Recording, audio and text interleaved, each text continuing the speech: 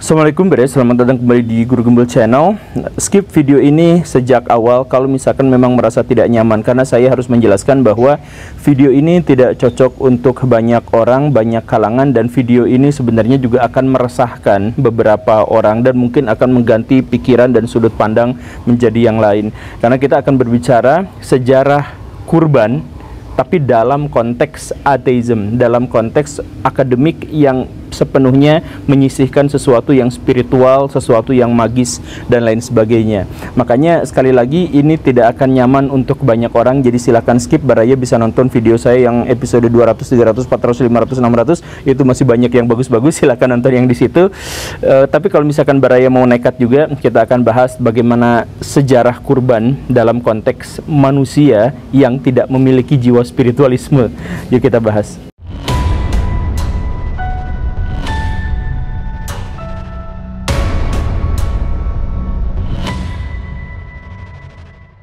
Dalam tradisi Islam, Kristen, dan Yahudi itu ada sebuah kisah yang cukup inspiratif, di mana seorang yang namanya Abraham dengan berbagai varian penyebutannya itu berusaha untuk menyenangkan Tuhan atau berusaha mengikuti perintah Tuhan dengan menyembelih anak kesayangannya sendiri di sebuah gunung. Tetapi tentu saja karena Tuhan Maha Baik, Tuhan Maha Kasih, maka perintah untuk menyembelih itu sesungguhnya hanya ujian, dan ketika proses itu benar-benar mau dilakukan, maka si anak berubah menjadi kambing atau dipindahkan menjadi kambing, dan anak yang sesungguhnya ada di sebelahnya, kambingnya disembelih. Ya, begitu kurang lebihnya, karena tentu saja Tuhan Maha Kasih dan tentu saja Abraham itu adalah orang yang sangat dikasihi Tuhan. Bagaimana kalau kisahnya tidak seperti itu? Bagaimana kalau misalkan kisahnya tidak seheroik dan tidak seinspiratif itu? Jadi kalau misalkan dalam kacamata yang lebih rasional, mungkinkah sebenarnya tidak ada interaksi antara Tuhan dengan Abraham? Yang sebenarnya terjadi adalah Abraham berusaha mengikuti tradisi masyarakat pada waktu itu, pengorbanan hewan atau manusia. Tapi karena beliau tidak tega, ya beliau kan adalah dalam tanda kutip orang yang suci. Orang yang suci itu bagaimanapun, bagaimana ceritanya dia berani atau tega untuk melakukan pembunuhan terhadap anaknya sendiri. Kan seperti itu. Maka yang dilakukannya adalah bahwa beliau survei ke suatu tempat yang tidak ada seorang pun yang bisa melihatnya, katakanlah di puncak bukit, kemudian menyiapkan seekor kambing yang ada di sana, kemudian berkata kepada anaknya, "Nah, ayo kita ke sana untuk mengikuti perintah Tuhan," tetapi matanya ditutup. Alibinya adalah agar kamu tidak ketakutan, tapi yang sebenarnya adalah mungkin saja agar si anak itu tidak menjadi saksi bahwa di sana sudah ada kambing sebelumnya. Maka si anak direbahkan, matanya ditutup, kemudian ketika mau disembelih, ternyata yang disembelih itu adalah kambing yang dimaksud itu, dan kemudian muncullah sebuah narasi bahwa kamu sudah digantikan oleh makhluk itu, dan sejak sekarang maka pengorbanan manusia tidak lagi dilakukan dan kita semuanya akan melakukan pengorbanan berupa hewan kepada Tuhan. Mungkinkah seperti itu gitu? Nah, sekali lagi dalam kacamata orang-orang akademik yang ateis, hal ini adalah yang paling masuk akal. Mungkin saja kejadiannya adalah seperti itu. Jadi peristiwa-peristiwa yang ajaib dalam agama-agama atau dalam kitab suci itu bisa dipahami bahwa sebenarnya di situ ada sedikit kebohongan untuk menjadikan sesuatu yang sebenarnya biasa-biasa aja itu menjadi sangat baik gitu, atau misalkan menjadi inspirasi bagi kebaikan gitu, kalau misalkan itu memang dianggap sebagai kebohongan atau konteksnya kebohongan. Dan ini juga umum terjadi pada kisah-kisah spiritual yang lain. Misalkan dalam Mahabharata ada kisah bahwa Dewi Kunti misalkan itu memiliki anak lebih dulu sebelum menikah dengan Pandu. Dia memiliki anak yang akhirnya dikasih nama Karna, dan kemudian si anak itu dibuang, dihanyutkan karena merasa malu dia sudah punya anak sebelum menikah. Dalam narasinya dikatakan bahwa itu sebenarnya adalah anak Dewa Surya, karena Dewi Kunti itu punya mantra tertentu yang justru malah digunakan tidak pada waktunya. Akhirnya dalam tanda kutip dia dihamili oleh Dewa Surya. Nah, bagaimana kalau misalkan kisah Dewa Suryanya kita hilangkan? Bagaimana kalau sebenarnya Dewi Kunti itu memang benar-benar melakukan aktivitas seksual sebelum menikah dengan Pandawa sampai akhirnya hamil, dan karena malu maka diceritakanlah bahwa yang menghamilinya itu adalah Dewa Surya gitu. Mungkinkah seperti itu gitu? Atau misalkan saya mohon maaf ya, kisah tentang Bunda Maria. Mungkinkah kisah tentang Bunda Maria itu adalah bahwa beliau itu adalah orang yang suci dan ditempatkan di tempat yang sangat suci dan diwakafkan oleh keluarganya untuk menjadi penjaga bangunan suci.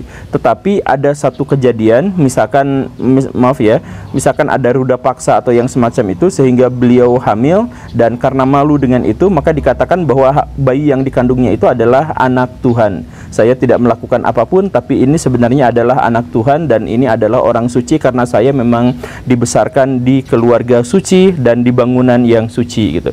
Ya, sehingga lahirlah sistem teologi tertentu gitu di dunia saat ini. Mungkinkah seperti itu gitu. Nah, dalam pikiran-pikiran orang-orang akademik yang ateis itu memang gambarannya sesederhana itu. Kita tidak harus menjelaskan sesuatu yang spiritual, kita tidak harus menjelaskan sesuatu yang mistik, cukup dijelaskan dengan cara pandang yang paling rasional. Tentang benar atau salahnya, ya itu tetap masih spekulatif, dalam artian kan siapa juga yang bisa membuktikan bahwa dia itu jujur atau bohong, siapa yang bisa membuktikan bahwa cerita itu nyata atau tidak. Itu adalah interpretasi, tapi interpretasi yang paling logis atau paling masuk akal, begitu. Nah, kita juga tidak harus terlalu galau terkait dengan kisah-kisah itu, karena misalkan Abraham atau Ibrahim atau Abram itu juga sebenarnya adalah tokoh yang secara historis tidak tercatat gitu.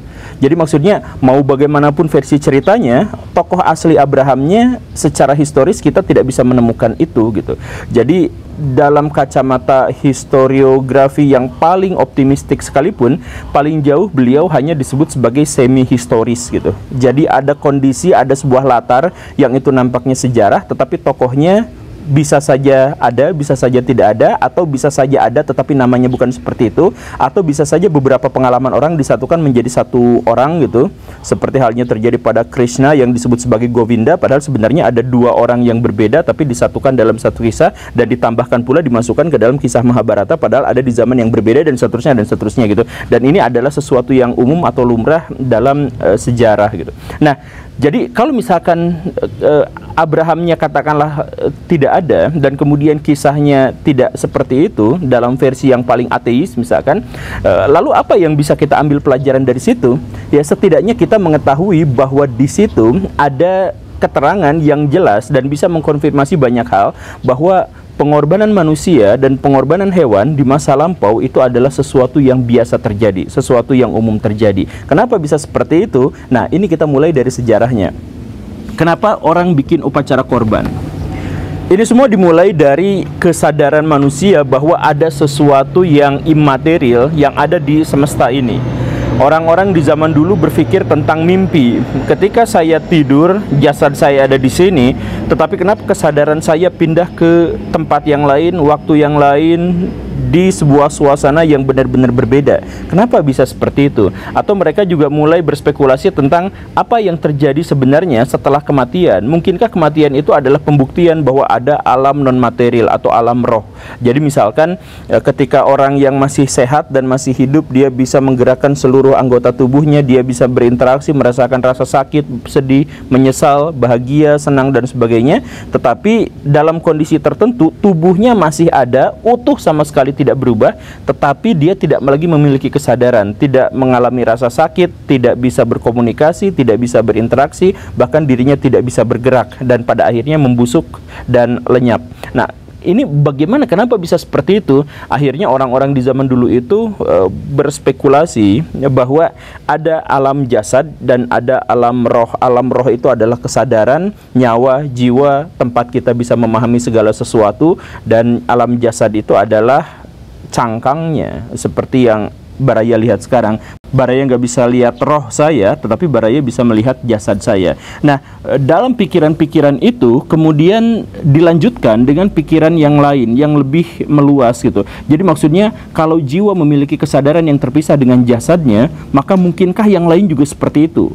Mungkinkah batu sebenarnya memiliki roh? Mungkinkah alam memiliki roh? Awan memiliki roh, rumah memiliki roh, pohon besar memiliki roh, dan sebagainya. Mereka berspekulasi sampai lanjutannya ke arah sana, dan dari situlah akhirnya mereka mencoba menjelaskan misteri dari fenomena-fenomena alam. Misalkan, kenapa terjadi hujan?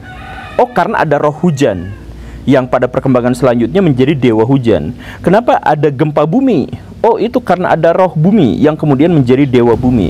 Kenapa pohon bisa berbuah? Oh, itu karena ada roh pohon, roh buah, dan seterusnya dan seterusnya. Nah, penjelasan ini kemudian bertambah lagi, semakin jauh lagi spekulasinya ketika dihubungkan dengan satu bencana atau suatu sumber kebahagiaan. Jadi misalkan kenapa hujan terjadi badai, kenapa ada petir, kenapa ada tsunami, maka itu kemudian diasosiasikan bahwa rohnya marah. Karena dipahami adalah bahwa roh itu harus dipersonifikasi untuk bisa memahamkan diri kita. Jadi misalkan ada dewa bumi yang memiliki karakteristik seperti kita, kalau diganggu ya marah, kalau dia mudah tersinggung, dia mudah disenangkan, yang sebagainya gitu kan. Nah, karena sudah spekulasinya sampai akhir ke sana itu, maka muncullah kemudian spekulasi-spekulasi tentang mungkinkah mereka juga butuh pengorbanan dari kita atau butuh disenangkan oleh kita.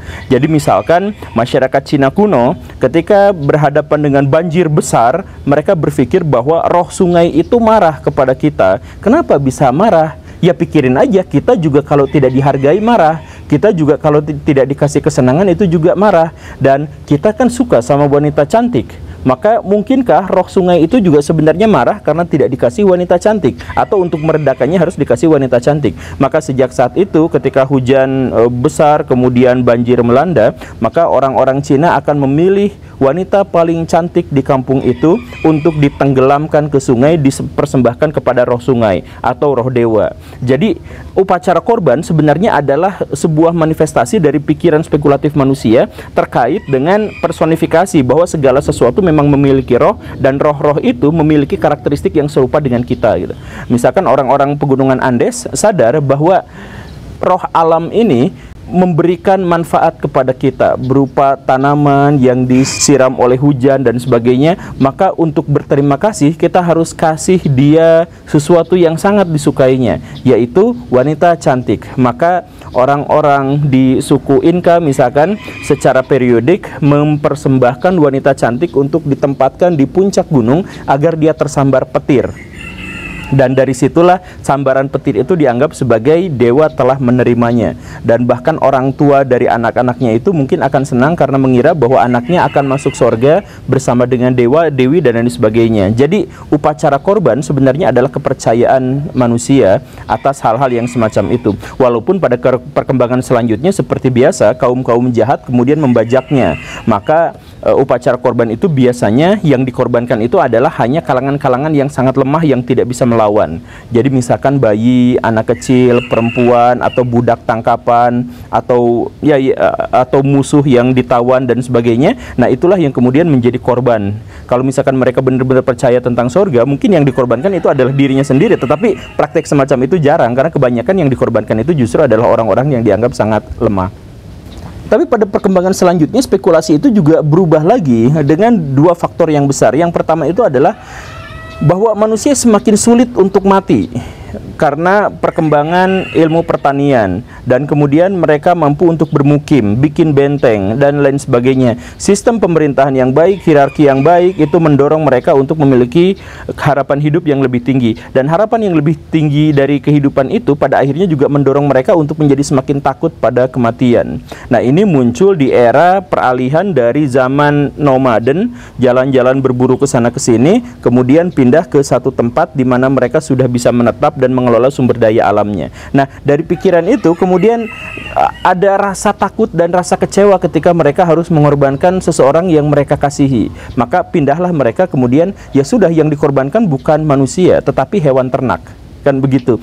Kenapa harus ada hewan ternak? Ya karena ketika manusia sudah bisa bermukim, maka mereka juga bisa mengelola sumber daya alamnya, termasuk juga mereka sudah bisa beternak, tidak harus lagi berburu. Karena mereka beternak, artinya yang dikorbankan itu adalah yang miliknya. Makanya dewa tidak akan terlalu marah karena yang dikorbankan adalah milik dari orang itu. Artinya si orang itu sudah menunjukkan bahwa dirinya itu taat sampai dia mau mengorbankan apa yang menjadi miliknya. Bukan hasil berburu, itu kan bukan miliknya. Hasil berburu kemudian dikorbankan, kan nggak seperti itu. Maka yang dikorbankan itu kemudian menjadi hewan dan menjadi lebih populer.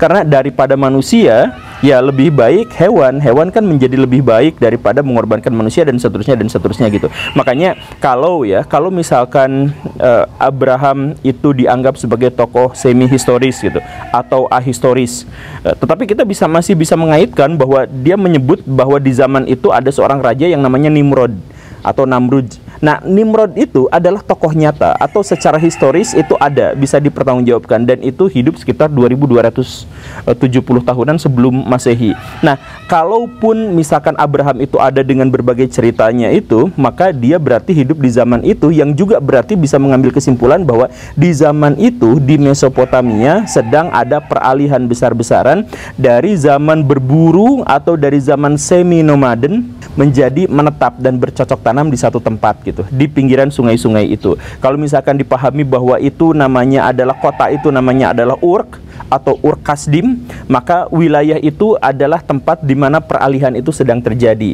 Jadi dari pengorbanan manusia berubah menjadi pengorbanan hewan adalah sebuah indikasi bahwa manusia pada waktu itu sedang beralih dari proses masyarakat yang semi-sedenter berubah menjadi masyarakat yang benar-benar menetap gitu. Ya, itu mah sebenarnya hanya analisis sederhana saja. Benar atau salahnya ya tidak kita ketahui dengan pasti, karena kita dalam konteks ini hanya bisa berspekulasi. Terkait dengan benar atau tidaknya cerita itu juga benar-benar berspekulasi. Makanya kalau misalkan yang beriman ya silakan beriman saja, yang tidak beriman juga ya tetap saja silakan tidak beriman. Tapi yang jelas secara historis kita bisa, dalam tanda kutip ya, dalam kacamata akademik, kita bisa mengabaikan kisah spiritual dan inspiratifnya, tapi kita bisa membawanya pada sebuah kisah peralihan di mana ada orang-orang yang semi-sedenter berubah menjadi sedenter atau menetap. Dan sekarang upacara korban pun tidak ada di antara kita yang pernah berpikiran bahwa upacara korban itu adalah melibatkan korban manusia gitu ya, kecuali aliran sesat dan lain sebagainya gitu. Ya, sampai sekarang orang-orang Yahudi masih melakukan korban, tetapi ya sama seperti yang tadi ya, korbannya adalah hewan gitu.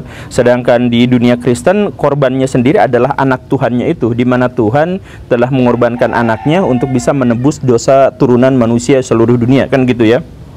Khususnya yang mempercayainya, yang mengimaninya. Sedangkan dalam tradisi Islam, korban hewannya tetap ada, tetapi lebih pada simbol-simbol sosial, di mana hewan kurban itu kemudian dibagikan kepada orang-orang yang membutuhkan, orang-orang yang ya kalau sekarang mungkin relevansinya banyak yang dipertanyakan, banyak yang mempertanyakan, khususnya di kota-kota besar gitu ya. Tapi di zaman dulu ini adalah salah satu ritual dan upacara yang benar-benar sosial gitu. Makanya kalau misalkan beraya ikutan kurban zaman sekarang, mendingan dialokasikan untuk orang-orang yang lebih membutuhkan di daerah-daerah terpencil gitu. Ya, tapi beraya itu saja. Sekali lagi ya, saya mohon maaf kalau misalkan video ini mengandung sesuatu yang tidak nyaman dan sebagainya. Ini sekali lagi sudah saya jelaskan di awal bahwa ini adalah kacamata yang benar-benar non-teistik gitu, benar-benar tidak terkait dengan sesuatu yang mistik atau spiritual, tapi ini sepenuhnya menggunakan logika akademik. Terima kasih karena sudah menyimak. Saya Guru Gembul. Assalamualaikum warahmatullahi wabarakatuh.